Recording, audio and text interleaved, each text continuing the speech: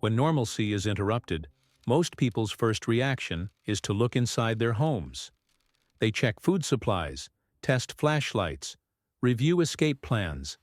They believe preparation lies in backpacks, tools, accumulated supplies. And during the first few days, this belief holds up. But as weeks turn into months, an uncomfortable truth emerges. It doesn't matter how well prepared you are individually, if the territory around you cannot sustain life without the infrastructure that disappeared. Geography is not a detail. It is the invisible foundation upon which all prolonged survival rests. Two equally competent preppers, with the same training and the same resources, will have radically different fates if one is in the Arizona desert and the other on the fertile plains of Iowa. One will face water scarcity within weeks. The other will have access to shallow wells, perennial rivers, and farmable soil. The difference isn't in effort or intelligence. It's in the ground beneath their feet. This documentary is not about apocalyptic rankings or promises of perfect refuges. It's about understanding which American states possess natural and structural characteristics that reduce external dependence, allow food self-sufficiency, offer consistent access to water resources, and maintain population densities where competition for basic necessities doesn't immediately transform into chaos. No place is without challenges. But there are places where challenges are manageable, where communities can reorganize without total collapse, where the land still gives you what you need to get through the crisis. We will explore 10 states that, for objective and measurable reasons, present real advantages in prolonged collapse scenarios. Not because they are immune, but because they possess natural redundancy, something no survival backpack can offer. Idaho occupies a central place in any serious analysis of territorial resilience, not by chance. Its population is one of the smallest in the United States relative to available area. Less than 2 million people distributed across vast stretches of forest, mountain, and valley. When distribution systems collapse, population density becomes the first bottleneck. Overcrowded cities exhaust stocks within days. Here, the pressure is lower. There is room to breathe. There is time to react. Water is abundant. Rivers fed by snowmelt, deep aquifers, regular precipitation. It's not necessary to import water from hundreds of miles away, as happens in southwestern states. Idaho sustains diversified agriculture, potatoes, grains, livestock. The local economy already operates with production cycles that don't depend exclusively on long supply chains. When these chains fail, local production doesn't disappear. It continues. Reduced, certainly, but it continues. Winter is harsh. That's the main challenge. Heating without electricity requires firewood, planning, and knowledge. Many residences still have functional fireplaces, something rare in modern urban areas. Local culture values self-sufficiency, hunting, fishing. This doesn't mean everyone is a declared prepper, but that essential skills still circulate between generations. You don't need to relearn everything from scratch. Practical memory still exists. Idaho is not a paradise. It's a territory where the basic pillars of prolonged survival — water, food, space, culture of self-sufficiency — are still present without needing complex systems functioning perfectly. When everything fails, simple works. And Idaho is, essentially, simple. Montana amplifies the principles that make Idaho resilient, but adds layers of complexity that cannot be ignored. Population density is even lower. Less than 1 million people in a state the size of Germany. In terms of competition for resources, this is almost irrelevant. There will be no lines. There will be no desperate crowds in the first days. But the vastness that protects also isolates. Communication between communities becomes difficult without functional infrastructure. Roads cut through mountains and cross plains for hundreds of miles. In winter, many become impassable. This means each community will need to be self-sufficient for long periods, without possibility of exchange or external assistance. For those who already live this way, it's not a problem. For those who depend on weekly supermarkets and regular deliveries, it's a brutal adaptation. Montana possesses abundant natural resources, rivers full of fish, forests full of game, farmable soil on the plains. But the growing window is short, 3 to 4 months without frost. Those who don't plant at the right time don't harvest. Those who don't store adequately go hungry in winter. There is no margin for error. The land offers much but demands absolute discipline. Local culture is deeply connected to the land. Ranches operate on annual cycles that predate the industrial era. There is living knowledge about livestock management, meat preservation, preparation for long winters. This knowledge is not in manuals. It's in people. And in Montana, these people are still there. The greatest risk is not lack of resources. It's climate severity. Temperatures can drop below -30 degrees. Without adequate heating, without sufficient firewood, without effective insulation, cold kills. Fast. Montana rewards those who prepare, but doesn't forgive those who improvise. Wyoming shares many characteristics with Montana, but with a strategic difference. Energy. The state has massive reserves of coal, natural gas, and oil. In a collapse where refineries stop and distributors fail, this may seem irrelevant, but it's not. Raw energy can still be converted into heat, into rudimentary fuel, into local electricity through adapted generators. Wyoming doesn't need to import energy. It's literally under the ground. The population is tiny, less than 600,000 people, the smallest in the United States. This means that even in cities like Cheyenne or Casper, population pressure never reaches critical levels. There is space for everyone. There are resources for everyone. The problem is not quantity. It's logistics. Wyoming is wind, altitude, and distance. Cities are separated by hours of road. In winter, snowstorms can isolate communities for weeks. Without external communication, without functional transportation, each city becomes an island. This forces self-sufficiency, but also eliminates possibility of quick rescue. If something goes wrong, you solve it yourself or you don't solve it. Agriculture is limited. Altitude and climate allow livestock raising, but grain cultivation is restricted to specific areas. Dependence on food imports from other states is high. When these imports cease, local stocks don't last long. The solution is hunting and fishing, abundant, but requiring skill and time. It's not possible to feed hundreds of thousands of people only with hunting. The transition to local subsistence is possible, but painful. Wyoming offers space, energy, and low competition, but demands physical endurance, resilient mentality, and capacity to face prolonged isolation. It's not for those seeking comfort. It's for those who accept austerity in exchange for autonomy. Oregon presents a geographical duality that determines everything.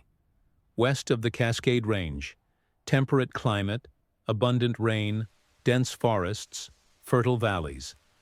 East, high desert, arid, cold in winter and scorching in summer. 2 states in one. 2 different destinies. The western region is where most of the population concentrates. Portland, Eugene, Salem. Large cities, dependent on complex supply chains.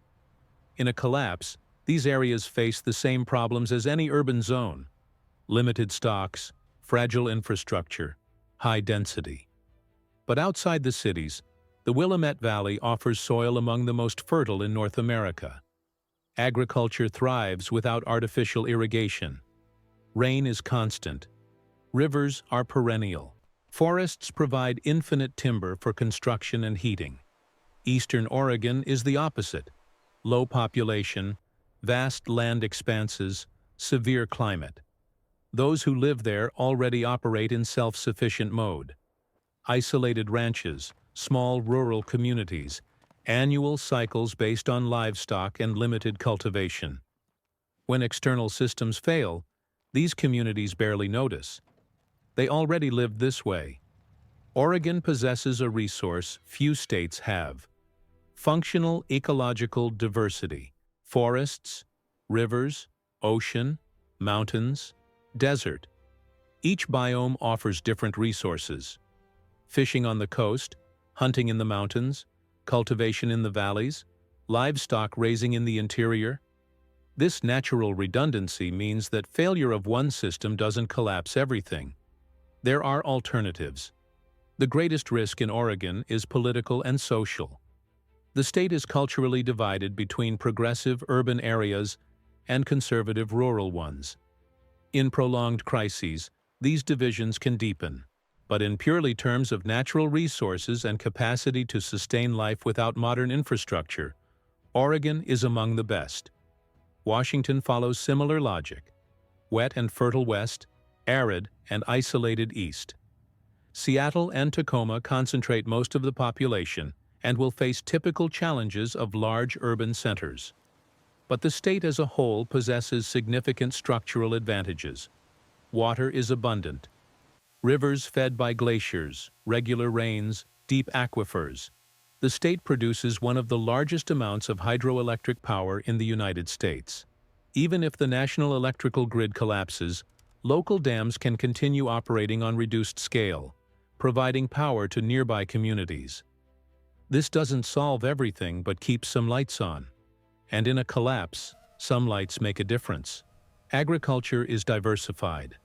Apples, cherries, wheat, hops, livestock, dairy. The eastern part of the state is one of the country's largest agricultural producers. Without functional transportation, these regions continue feeding themselves. The big cities, no. But in the interior, local production sustains local population. Forests cover half the state. Timber for construction, for heating, for tools. Hunting is regulated, but abundant. Fishing in the Pacific and inland rivers offers accessible protein. Washington possesses the natural resources necessary to get through prolonged crises. But only if you're far from metropolitan areas. The climate is mild. Winters in the west are cold but rarely severe. Heavy snow is restricted to the mountains. This reduces the heating challenge, one of the biggest killers in winter collapses. Washington doesn't forgive unpreparedness, but doesn't demand extreme resistance just to survive the climate. Washington is a state where correct geographical preparation, being far from cities, near natural resources, compensates for lack of individual sophistication. The land gives you what you need. You just need to know where to be. North Dakota is frequently ignored in discussions about resilience: brutal climate, geographical isolation, winter that lasts half the year. But these same factors that drive most people away are exactly what protects in collapses. Population density is one of the lowest in the United States. Less than 800,000 people. Small cities, rural communities, vast agricultural plains. There is no competition for resources. There are no desperate crowds. There is silence, space, and land. Agriculture is the backbone of the economy. Wheat, soybeans, corn, sunflower. The state produces massive food surplus. In normal conditions, it feeds millions outside its borders. In a collapse, it feeds only those inside. And that's enough. There's surplus even. North Dakota also possesses something unique: abundant fossil energy. Oil and natural gas on industrial scale. Local refineries can be operated manually in emergencies. Winter heating becomes viable. Generators can be fueled indefinitely. Energy is not a problem. It's an asset. But winter is relentless. Temperatures below -40 degrees. Winds that cut exposed skin in minutes. Without adequate heating, without food stocks prepared before first snow, without knowledge of extreme cold survival, you don't make it past the first winter. North Dakota doesn't accept collapsed tourists. It accepts only those who already know what they're doing. Communities are cohesive. Neighbors know each other. Cooperation is norm, not exception. In crises, this means mutual support, resource sharing, quick collective decisions. There's no romanticism here. It's pure pragmatism. It works because it needs to work. North Dakota is for those who accept total austerity in exchange for food, energy, and population security. It's not comfortable, but it's sustainable. South Dakota replicates many benefits of its northern neighbor, but with slightly milder climate and more diversified geography. Agricultural plains, forested hills, massive freshwater reservoirs. The population is even smaller. Less than 900,000 people. Agriculture dominates. Corn, soybeans, wheat, livestock. The state produces food in excess. But unlike regions that depend on artificial irrigation, South Dakota receives sufficient natural precipitation for cultivation without complex technology. When electric irrigation systems fail, here production continues. Water is strategic. The Missouri River cuts through the state, feeding reservoirs that store trillions of liters. Fishing is abundant. Smaller rivers permeate the entire territory. Access to fresh water is never a problem. And water is life. The state has forested hills in the west, the Black Hills, full of game and timber. Pine forests provide infinite firewood. Deer, elk, wild turkeys are common. Protein doesn't come only from livestock. It comes from the land. Winter is severe, but manageable. It doesn't reach northern extremes. Most residences already have wood or gas heating systems. Local culture values preparation for long winters. Food stocks are maintained naturally, not from paranoia, but from historical necessity. South Dakota is discreet. It doesn't appear on popular lists. It's not mentioned in preparation debates. And perhaps this invisibility is its greatest advantage. Fewer people thinking about it means fewer people going there when everything crumbles. Maine offers something rare on the East Coast: geographical isolation combined with abundant natural resources. It's the most northeastern state, separated from the rest of the country by dense forests and considerable distances.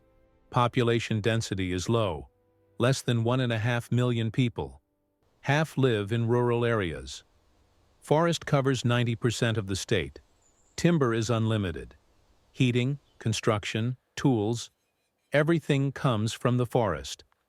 Hunting is traditional. Moose, deer, bears. Abundant protein for those who know how to hunt. And many in Maine know. The coast offers fishing, lobster, crab, various fish. The ocean is an inexhaustible source of food. Doesn't need technology. Needs boat, line, and patience. Coastal communities always lived this way. When systems collapse, they return to what always worked. Agriculture is limited. Cold climate, rocky soil, short growing window. Maine is not a breadbasket, but it produces potatoes, vegetables, dairy. Enough to sustain local population, not to export. And in collapse, export doesn't matter. Winter is long and harsh. Heavy snow, below zero temperatures for months. Heating is a matter of life or death, but most houses already have fireplaces, wood stoves, systems prepared for winters without electricity. Local culture never abandoned these practices. Maine also possesses something intangible: self-sufficiency mentality. It's not a trend. It's tradition. People grow gardens, hunt, fish, cut firewood, not because they prepare for collapse, because they always lived this way. When collapse arrives, they continue living. Maine is not easy, but it's honest. The land gives what it promises. Nothing more, nothing less. Vermont is small, densely forested, and culturally prepared. Population of just over 600,000 people. Cities are rare. Most live in villages and rural areas. Communities are cohesive, with strong sense of local cooperation. Agriculture is small in scale but highly diversified. Dairy, vegetables, livestock raising, maple syrup production. Vermont doesn't feed millions, but it feeds those who live there. And that's enough. Water is abundant. Rivers, lakes, natural springs. Forests cover 3/4 of the state, guaranteeing infinite timber for heating and construction. Hunting is regulated, but viable. Deer, turkeys, rabbits. Protein is available for those who know how to obtain it. Vermont has one of the lowest crime rates in the United States. Rural communities operate on systems of trust. Neighbors help each other. Collective decisions are quick. In collapses, social structure matters as much as natural resources. Vermont has both. Winter is challenging. Heavy snow, intense cold. But again, most houses are prepared. Fireplaces work. Firewood stocks are maintained. Winter preparation is not paranoia. It's routine. Vermont also possesses something unique, a culture of conscious local resilience. Community agriculture movements, food cooperatives, family farms. It's not apocalyptic preparationism. It's practical life. But when apocalypse arrives, practical life is exactly what saves.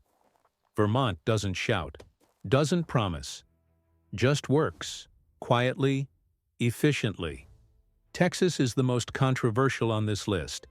Enormous, populous, polarized, but also strategically resilient in specific aspects. The population is massive, more than 30 million people. This generates intense competition for resources in urban areas. Dallas, Houston, San Antonio collapse fast. But rural Texas is different. Agriculture is colossal. The state produces beef, cotton, corn, wheat, poultry. Agricultural infrastructure is robust. Even without national transportation, local production feeds millions. Not all, but many. Energy is the great strategic advantage. Texas has an electrical grid independent from the rest of the country. When the national grid collapses, Texas can still operate autonomously. It also has vast reserves of oil and natural gas. Refineries can be operated locally. Fuel remains available. This keeps generators running, vehicles moving, agricultural machinery operating. Water is the problem. Parts of the state are arid. They depend on aquifers being drained rapidly. Without careful management, water scarcity becomes critical within weeks. Eastern Texas has more rain, rivers, humidity. The West is desert. Geography matters within the state itself. Climate is extreme. Scorching summers, prolonged droughts, violent storms. Without air conditioning, many areas become uninhabitable in summer. Elderly, children, sick die within days. Heat kills as much as cold. Texas offers resources and energy, but demands intelligent geographical choice within the state. Rural areas in the east or north have water, agriculture, and low population density. Urban and desert areas collapse fast. Texas is not uniform. It's a mosaic. Some pieces save, others kill. Now we arrive at the central principle that connects all these states. It's no coincidence that most are far from densely populated coasts, distant from megalopolises, isolated by geography. The most important factor in prolonged collapses is not technology, not training, not stockpiles. It's population density relative to available resources. A state can have infinite water, fertile soil, abundant forests. But if it has 10 million people competing for those resources, it collapses. Another state may have modest resources, but if it has only 500,000 people, everyone has enough. Brutal math, simple, inescapable. Each state on this list possesses specific characteristics that make them resilient. But all share fundamental pillars: low population density, abundant water resources, local agricultural capacity, access to energy or fuel, climate that allows survival without advanced technology, and culture that values self-sufficiency. There is no perfect state.